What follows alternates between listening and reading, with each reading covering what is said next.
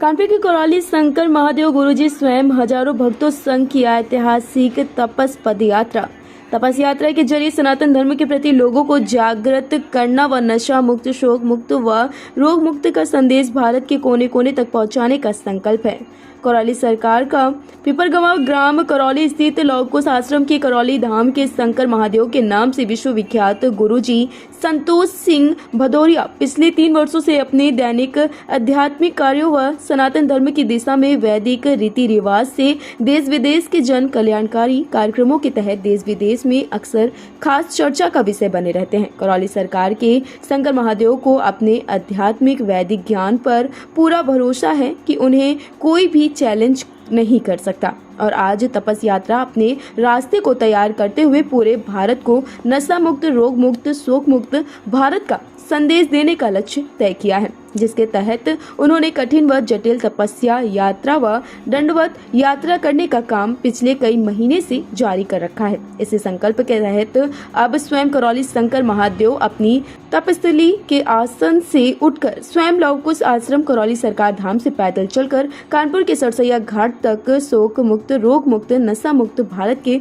संकल्प को लेकर पदयात्रा करने का बीड़ा उठाया है। करौली सरकार के शंकर महादेव ने एक संकल्प उठाया कि भारत एक सनातन देश है और यहाँ सनातन धर्म का प्रचार प्रसार करना हमारे लिए सौभाग्य की बात है। सुबोध चोपड़ा के तपस यात्रा के विषय पर बताया कि करौली आश्रम से चलकर सरसैया घाट तक यह तपस यात्रा समाप्त हुई, जहां रात 8 और 9 के बीच में गंगा मैया को विशाल चुंडी पहनाकर दीपदान करते हुए मां गंगा की महाआरती हुई और प्रातःकाल परम पूज्य शंकर महादेव गुरुजी द्वारा गंगा आचमन व रुद्राभिषेक का कार्यक्रम हुआ। इस बीच मौजूद वहां हजारों भक्त जलपान और भोजन इत्यादि का भंडारा चला। गुरुजी भक्तगणों को शुभ आशीर्वाद देकर वापस करौली आश्रम रवाना हो गए। संवाददाता अनिल वर्मा की खास रिपोर्ट। लोग आपके सामने फिर भी करीब 25-30 हज़ार लोगों की यात्रा थी। पद यात्रा करौली शंकर महादेव धाम करौली से और सरसैया घाट तक गंगा मैया के तट तक ये यात्रा आई है और ये यात्रा करीब 7 घंटे में पूरी। ये यात्राएं तो चलती रहती दरबार में, वृंदावन धाम से करौली शंकर महादेव धाम तक, श्री काशी विश्वनाथ धाम से करौली शंकर महादेव धाम तक ये यात्राएं चला करती हैं, प्रतिदिन चलती हैं। यहाँ आप चूंकि शहर में पहली बार इस तरह की आती है, वहाँ तो आती रहती सब यात्रा, प्रतिदिन आती है, दंडवत यात्रा, पद यात्रा।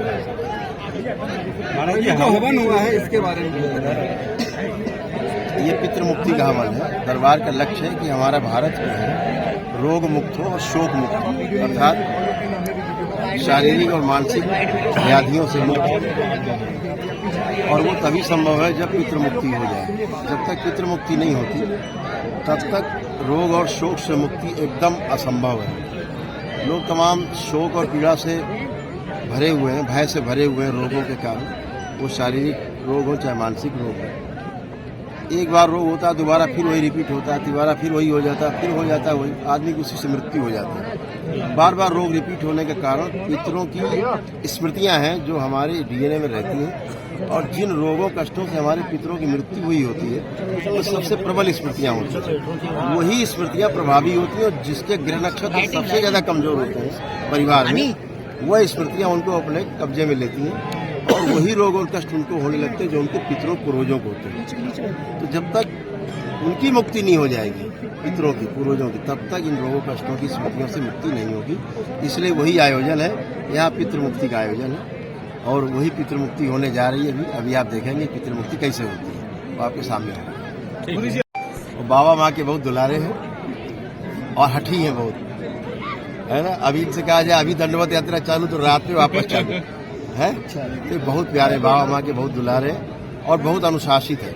आपने देखा होगा पूरी पद यात्रा या दंडवत यात्रा के दौरान आप लोगों ने देखा होगा कि दरबार के भक्त इसी से कैसे एक किनारे से अपने रास्ता बना के चलते हैं रस्सी लगा के, ताकि ट्रैफिक न बंद हो, कोई अवरोध ना हो, कोई किसी प्रकार की दुर्घटना भी ना हो और इनका काम भी हो जाए, धार्मिक यात्रा भी हो जाए। ये आप लोग पहली बार देख रहे हैं कि इतनी अनुशासित यात्रा कि बगैर ट्रैफिक को अवरुद्ध की इतना आदमी नहीं, इतने में तो शहर जाम हो जाए।